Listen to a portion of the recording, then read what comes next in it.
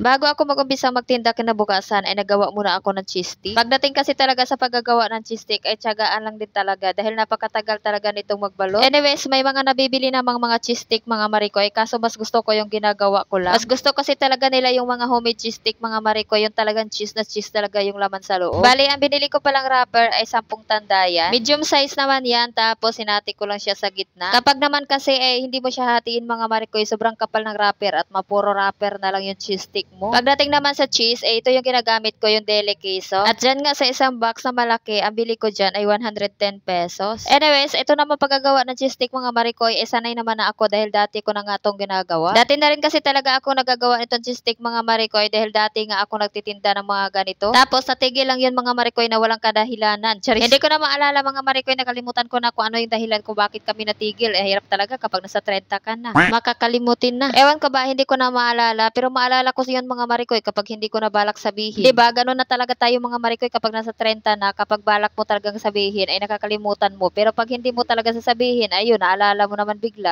O siya, ayan mga marikoy, ganyan lang ako magayat ng cheese. Kita nyo naman talaga, tuwid na tuwid. At para naman sa ating pamahid, hayan, nagtunaw lang ako ng cornstarch dyan sa tubig. At inuna ko ngang balutin itong mga putol-putol mga marikoy, yan yung mga nakuha ko doon sa mga gilid-gilid na hindi pantay. Hindi din kasi talaga maiwasan yung cheese mga marikoy na hindi siya pantay. Kaya naman, para walang tapon yan at sayang din naman kung itatapon yan, kaya ginawan ko na lang ng paraan para mabalot pa siya. Aba naman syempre kasama sa bayad yan, kaya kailangan isama natin yan. Dito kasi sa amin ay mas mabenta nga yung purong cheese yung laman kaysa naman doon sa dipahid mga marikoy dahil puro matatanda nga yung customer ko dito at wala nga mga bata. I mean, may mga bata naman pero bibihira lang. At sa isang balot nga ng malaking cheese mga marikoy, makakagawa ako niya na mahigit 100 pieces. O diba, sa sobrang dami niyan mga marikoy, 100 pieces din yung sakit ng balakang ko. At ang benta ko naman ng isa dyan mga marikoy ay pumapatag siyang 4 pesos, bali 5.20. Pero hindi ako nagluluto ng per piece mga marikoy. Ang ginagawa ko ay set siya mga marikoy, bali 5.20. Diyos me, sa mantika pa lang mga marikoy at gas, napakamahal na. Kaya kailangan talaga per package talaga ang pagluluto ko para hindi naman tayo lugi. At pagdating naman sa pagbabalot niya, na ako nga lang yung marunong mga marikoy dahil yung mga kasama ko dito sa bahay ay hindi naman marunong at hindi ko naman pwedeng iasa sa kanila. Kaya naman as in solo flight ko talaga ang pagbabalot nito. Ayan, at ganyan nga karami yung mga nagawa ko. Tapos binalot ko lang to siya mga marikoy. Bawat isang balot ay 25 pieces. Hindi kasi pwede na ilagay ko siya sa lagayan mga marikoy at hindi ko siya babalutin dahil nga masikip nga doon sa aking freezer. At para naman magkasya siya, kaya hayan, plinastic ko na lang. Pinagpa-party-party ko nga yung pagbabalot ko para naman kapag mag-display na nga ako sa labas ay isang balot lang yung kukuhanin ko para sa pan-display. At dahil nga naglambing nga yung mga anak ko, dahil ngayon nga lang kami ulit makakain ng cheese stick, kaya naman yung hindi ko na ibalot, ayan, niluto ko na lang. Dahil habang nagbabalot pala ako, ay sila naman ay nag-aabang na. Tapos, pagkatapos ko nga magbalot, ayan, saka lang sila nagsabi na gusto pala nilang magluto. Kaya naman, ayan, pinagluto ko nga rin sila. Sa ganyan karaming cheese stick mga marikoy, para lang yan dinaanan ng bagyo sa kanila. At kung hindi nga ako nagkakamali, nasa 30 plus mahigit nga yan. Ayan, kita nyo yung natira sa lagayan, yan na lang yung natira. O siya mga marikoy, hanggang dito na lang muna. Thank you sa pagsama. Bye-bye!